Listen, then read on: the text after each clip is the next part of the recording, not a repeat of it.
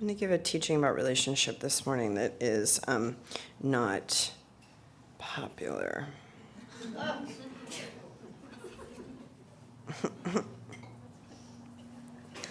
All right, here we go. So, Yogi Bhajan says this, that all relationship is the worship of polarity.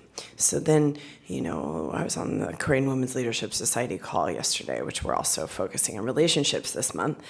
And because you have to have good relationships if you want to be a leader. You can't. It's a very important thing. Being a leader is all about relationships, actually. And if you don't know how to have good relationships, you're going to have a problem on your hand. It's already lonely enough being a leader, but it's a lonely job. But then on top of it, if you can't kind of sustain good relationships with the people that you're whatevering with, it's a big, fill in the blank, whatever you're doing. We're cool. We're Aquarian. But whatever you're doing with them, if you can't have good relationship with them, then you're not going to be able to actually have the stamina. Relationship is a test of stamina. That's all it is. It's a test of stamina.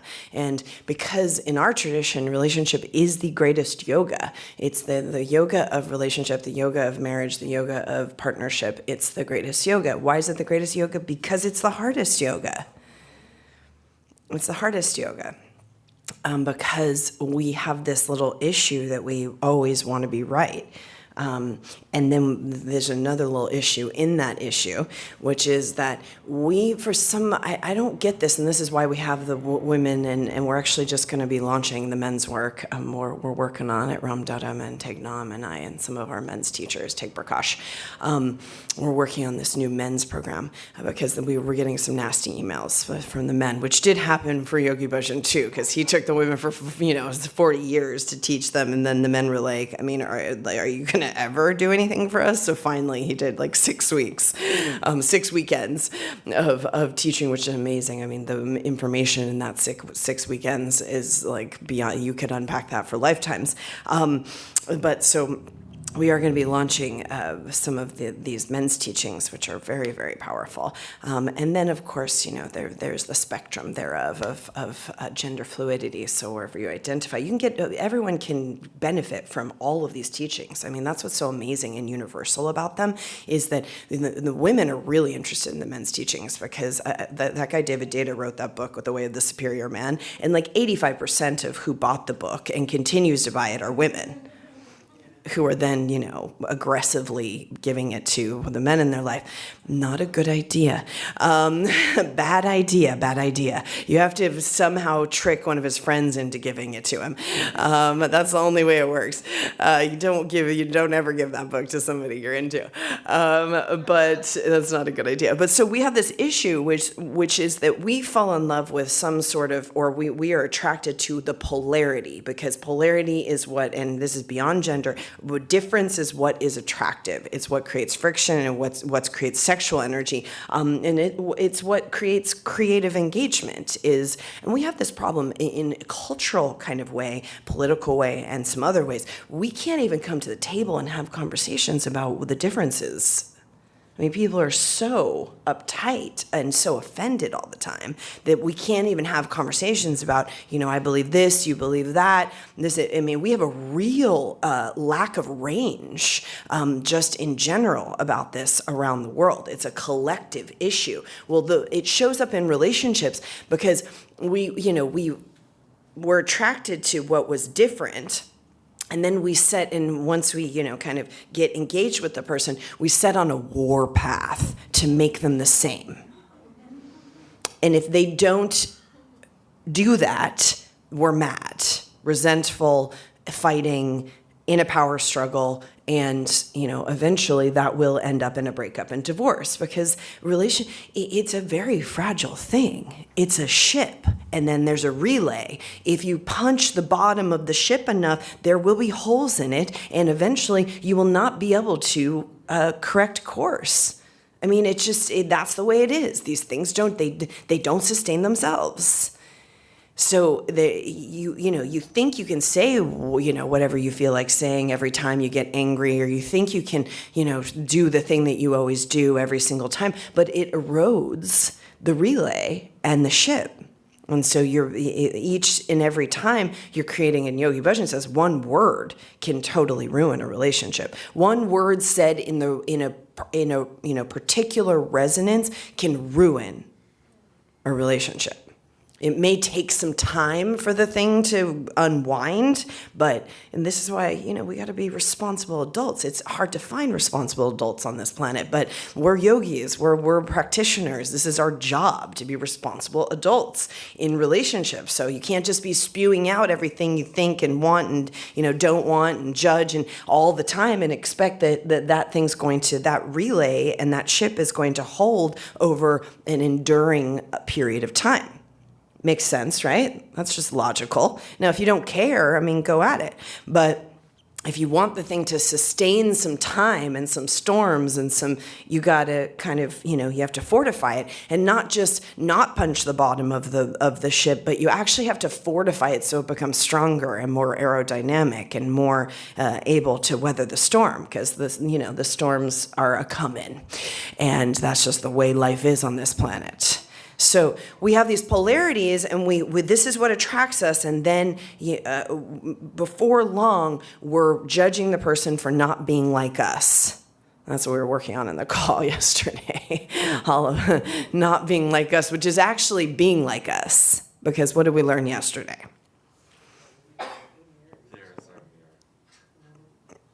Okay, I'll take that. I'm so glad there's chemtrails here. We'll just teach the same class over and over again. It's not but specifically your partners, your ex-partners, your current partner, what partners, whatever you're up to.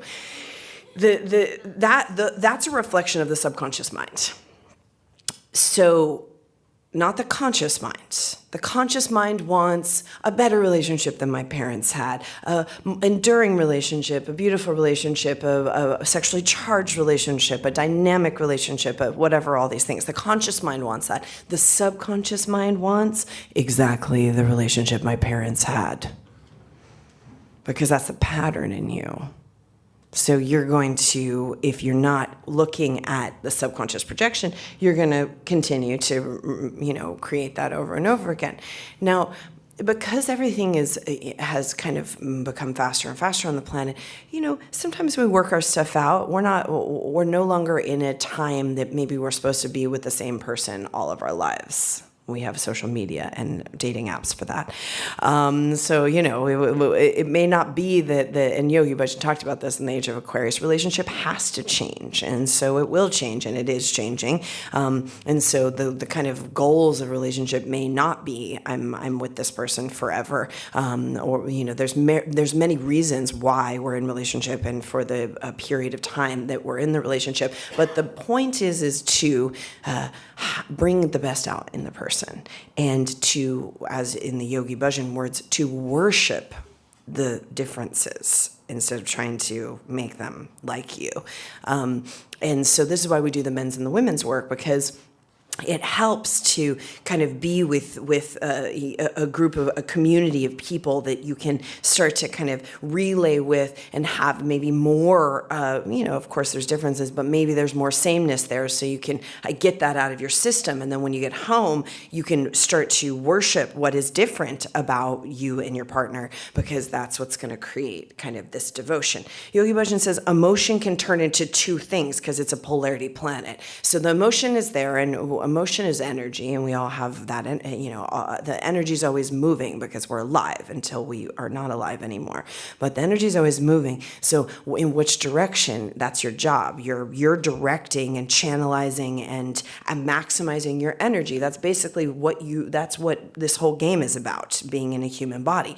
So you can either turn emotion into devotion, or you can turn emotion into commotion. And those are the choices. It's either devotion or commotion in every moment. And and this is why we do the addiction meditation. A lot of us are addicted to the commotion. Now, as I was saying yesterday on this call to the ladies, If you need a little rub in your life, which is totally fine, we're fine with that, you got to be honest with yourself. Because if you're honest with yourself, you become much more magnetic and you become much more empowered.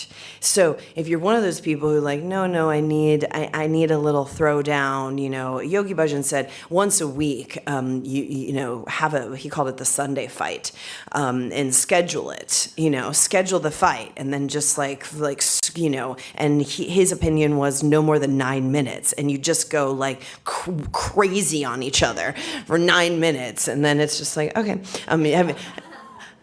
Done.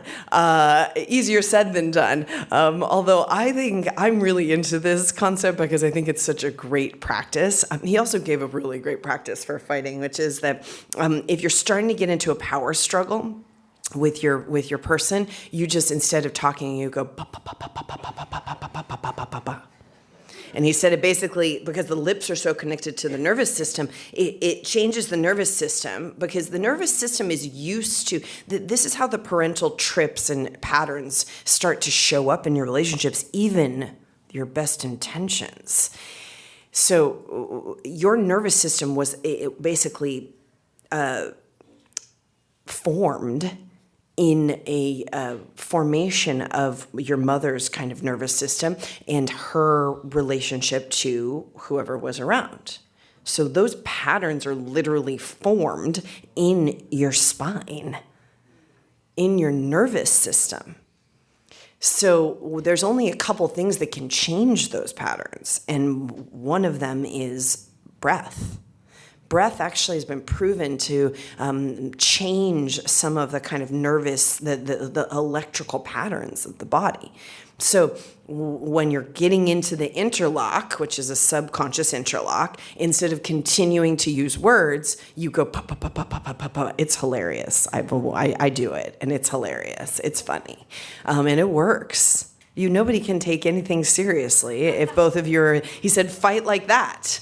And if your person is like game, my whole thing is that it's amazing. I just love like the women were complaining about their people yesterday, because that's what we love to do in relationships. So it was like, he gets up on a Sunday morning and he like makes a cup of tea and then does some yoga.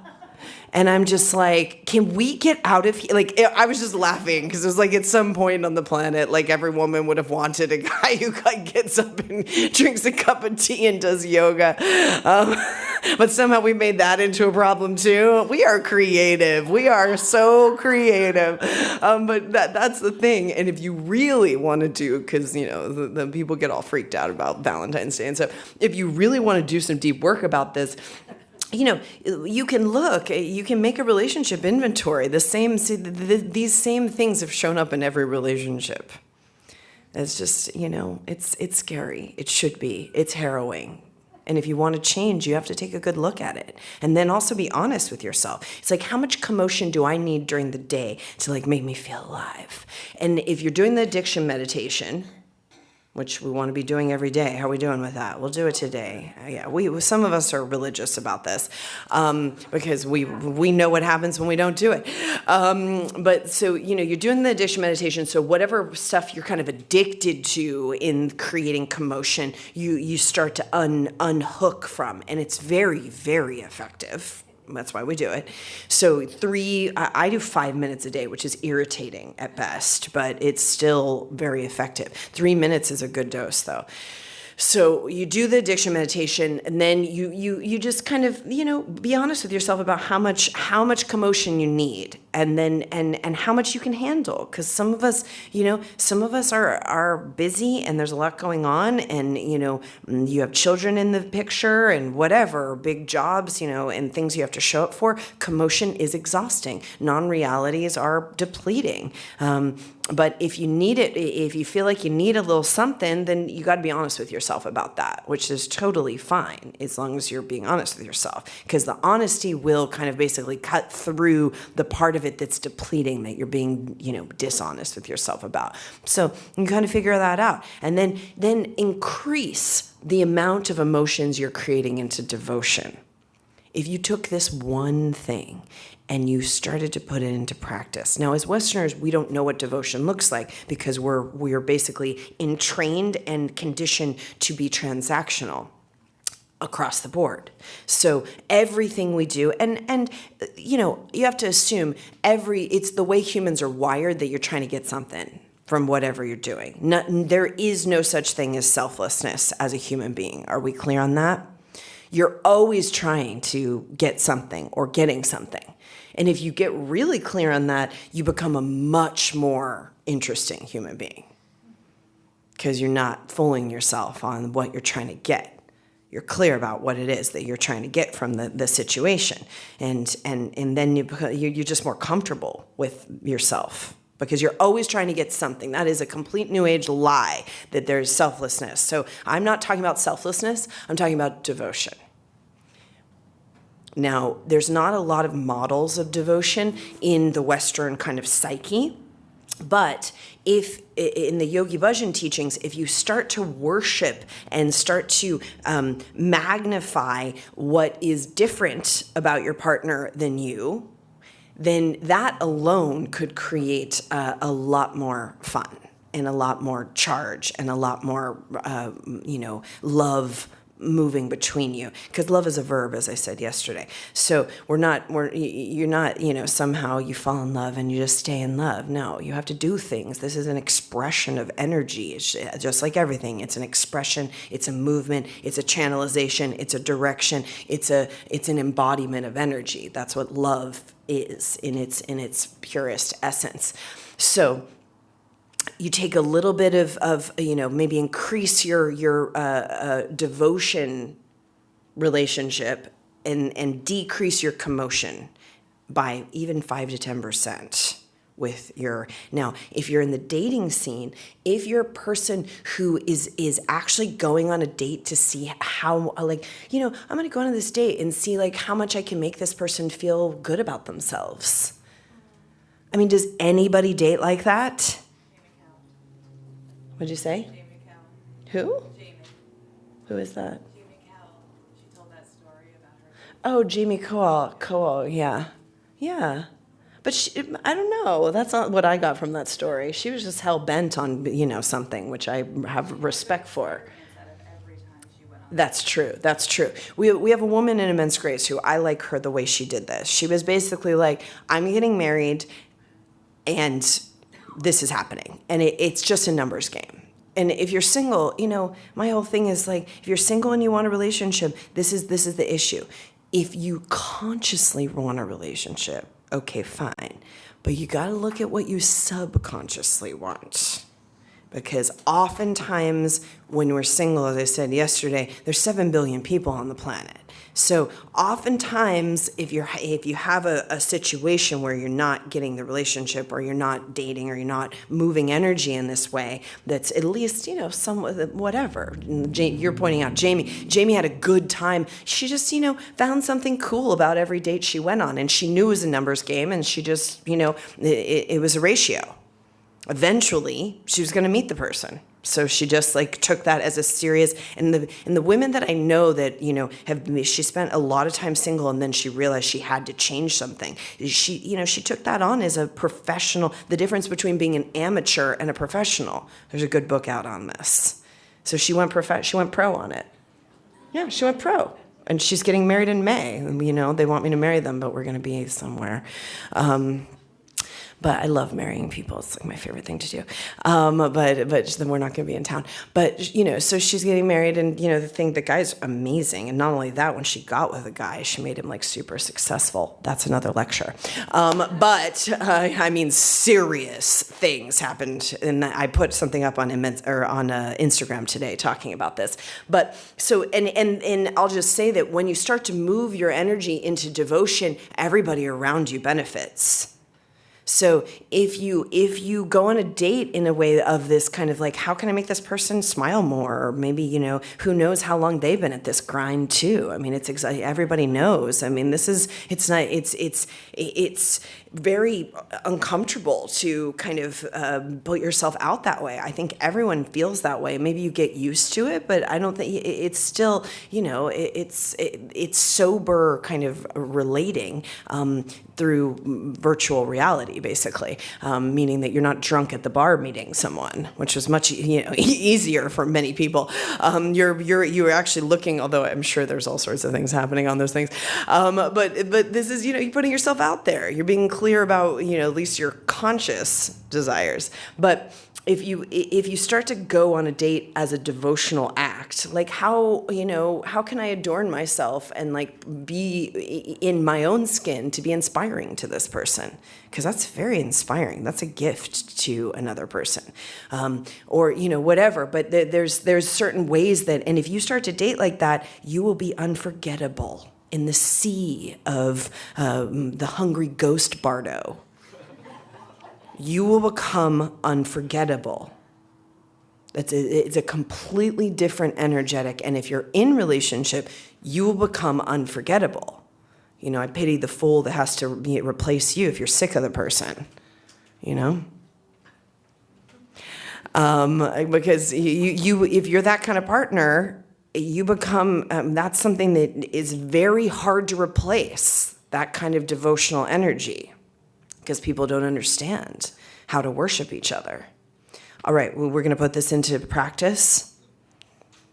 If you do, you can write me and tell me all the amazing things that have happened, because this is a whole nother, and I gave this teaching over the relationship weekend, but when's the last time you greeted your date or your partner or your lover like they, are a knight or a queen?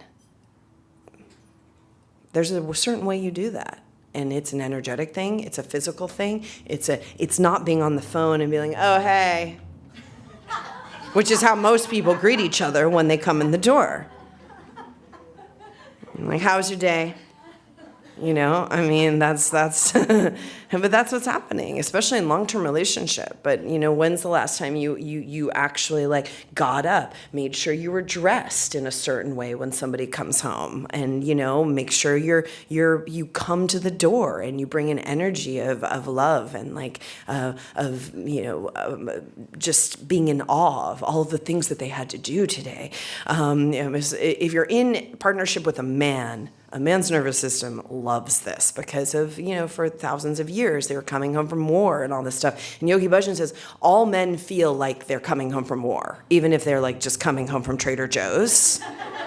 They're like, my boyfriend came home from Home Depot yesterday and he was just like, I'm going to go take a nap. I was like, oh, baby, I know it's rough out there. But, so if you're in a relationship with a man's nervous system, that's how he feels. And that's same sex, and that's whoever is, if there's a man on the other side of that door, that's what you're going to experience, is he feels like the burden of the world, and he feels like, even if he just went to pick up the kid from the soccer practice, he's coming home from war.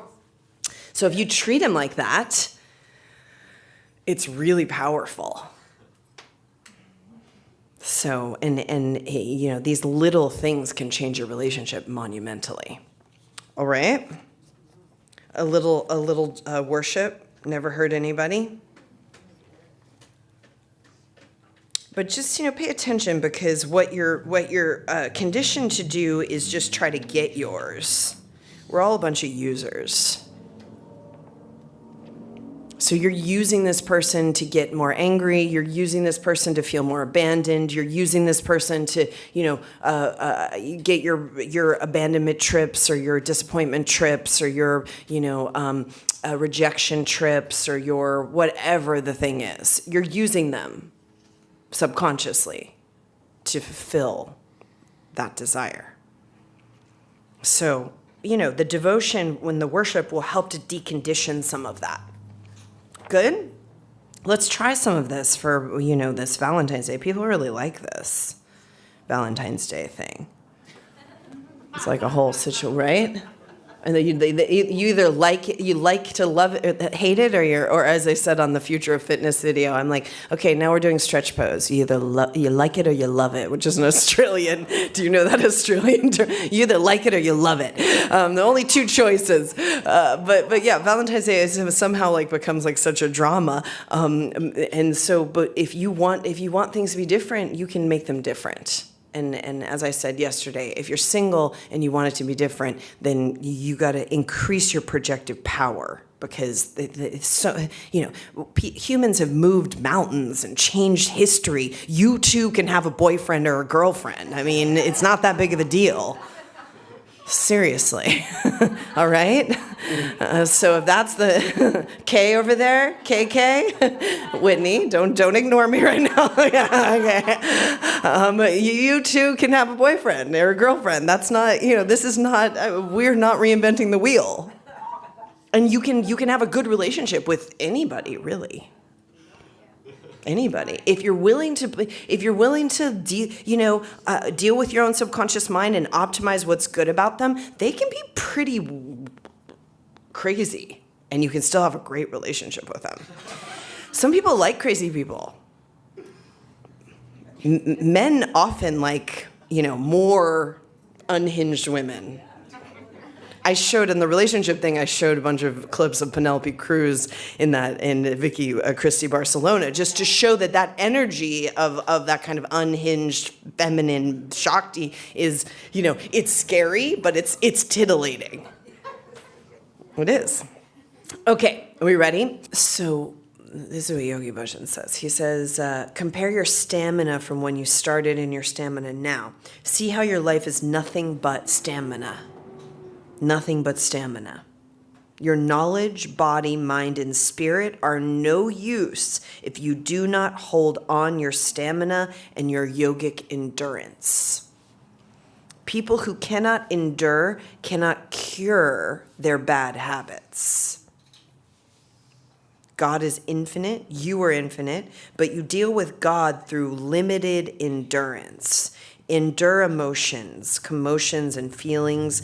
You will walk out of it. Slowly and gradually, this will give you self-mastery, and this is truly what life is. And then he recommends for this stamina, he says, look, you don't realize how one thing without stamina, one decision made without stamina, and all of us have these, some painful moments where we made a decision without the stamina and the yogic endurance, and that sequence created major consequences. True or not true? So true. Okay, so he said, look, this is what we do. If we have our chakras open and we have endurance, we can have this stamina that's going to give us our life. Give us a true life. So he gave a couple of things to do. Drink the cold yogi tea in the morning. I highly recommend this, and not enough people are doing it. So we have it in bulk here. It's better than getting it in the tea bag, but you can. But, just get a cauldron. I don't need to tell you guys twice. Get a cauldron of some sort that's just your yogi tea situation, and have that thing going all the time. And you just throw a little extra dash of it in every morning. And, when you get up for your morning practice or whatever, you get up, get the kids, whatever you're doing, you turn it on, let it warm up. Or, the first time you do it, you need to let it go for about 20 minutes. But then as you kind of add the herbs and go, it's like it continues. And that can go for, some good days, 4 days, 5 days. That kind of thing. And then if you don't want it to be, he says cold yogi tea in the morning is really, really good, particularly. So you can just have it on the stovetop and have it room temp. It doesn't have to be like refrigerated temperature, but some people like it refrigerated. So that's going to give you a major nerve strength, and it's an easy way to get it, because not everybody likes to take these cold showers, but I would recommend have some yogi tea while you're taking your cold shower, because that's going to give you major stamina. And then the third thing that we recommend, that we've been talking about a lot, and people want to do a bunch of other things for relationships. We want to chant, like there's a whole club of single women chanting this mantra called Soputik, because supposedly to find your soulmate, and everybody's still single. Why? Because you have to be able to pronounce it correctly, and it's a complicated mantra, and I don't recommend. You can sleep to it and that kind of thing, not a problem. But if you really want to change your relationships, Sat Kriya, Sat Kriya, Sat Kriya. So he said, drink the cold yogi tea. You can sleep to the Soputik if you're into that kind of thing. Although, love the one you're with, my advice. Looking for something, some sort of soulmate. Yogi Bhajan said, your soulmate is you. You are the mate of your soul. Welcome to the party. So you drink the cold yogi tea. You do, if you can, start to take these cold showers. That's going to give you major endurance, and it's also going to make you look really good, because it's a major yogic beauty secret. And the cold showers are kicking here in LA. It's in the 40s, everybody out there. We're like really cold. It's so cold here in LA. But you can actually get a cold shower because it's a little colder here right now. And then you do the Sat Kriya at least 11 minutes, and these people 3 minutes. That's for the people who are playing it small. You guys are professional. 11 minutes baseline, and then 31 minutes is not a bad practice. 31 minutes will change your life. Digestive issues, self-esteem issues, disordered eating, problems in relationship. Got it? All right. Happy Valentine's Day. Satnam. Oh, wait, we have to do Long Time Sunshine. And then Tashi's here to do a little talk about astrocartography. Are you going for a minute? Yeah. As I said yesterday, astrocartography is an advanced astrological practice, but as Tashi is really good at, she's made it so that everyone can benefit from this practice, and is going to teach something, a workshop on it this weekend. And so you can do your lines. And I was saying this yesterday, I have Venus, wherever I have Venus lines, which I have in New York, it's like you can be wearing like a paper bag, and people are what is it? Cat calling you? I said a cat cowing you yesterday. They're cat cowing you. But so it's kind of an interesting, cool practice.